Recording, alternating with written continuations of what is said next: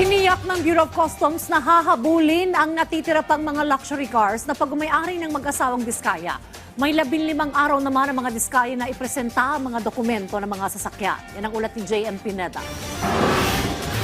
Nakahold ngayon sa loob ng compound ng St. Gerard Construction ang 12 mamahaling sasakyan ng pamilya Diskaya dahil sa isinasagawang inspeksyon sa mga papel nito. Kahapon, inihain ng Bureau of Customs ang search warrant sa mga luxury cars na pagmamayari nila. Nakumpleto ito kagabi kung saan isa-isa itong dumating sa parking building ng St. Gerard na bantay sarado rin ng mga tauhan ng Philippine Coast Guard. Depensa ng kampo ng Diskaya, legal ang pagbili nila ng mga luxury cars at may mga papeles ito.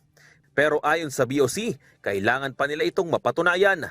Ngayon po, nasa proseso na ho kami ng paghihintay ng kanilang mga submission ng mga dokumentong hawak nila na nagpapatunay na ito yung mga bayad ng nararapat na buwis at tumaan sa tamang proseso. At pagkatapos naman po, ibabangga namin sa records namin yan para i-verify kung talagang yung submissions nila ay nagmamatch dun sa records po ng Bureau of Customs. Hahabulin rin daw ng BOC ang natitira pang mga luxury cars na pagmamayari ng mag-asawang Diskaya. Kaya doon sa marami natin narinig, 28 sang-ayon mismo sa kanila sa Diskaya family at 40 sang-ayon naman sa kanila social media post.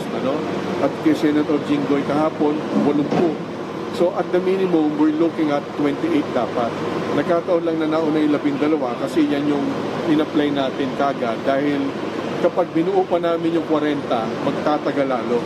So sa paniniwala ko, kaya gusto na yung pag-apply kagad sa 12 kasi buo na yung dokumento niya. Binigyan ng ahensya ang pamilya Diskaya ng hanggang 15 araw para ipakita ang mga dokumento ng mga luxury vehicles gaya ng certificate of payment at mga patunay na bayad ito ng buwis. Kung walang mailabas na dokumento, ikukonsidera ito na hindi nakapagbayad ng tamang tax. Samantala, kaugnay naman ang sinabi ni Senate President Pro Tempore Jinggoy Estrada na may 80 sasakyan ng mga Diskaya.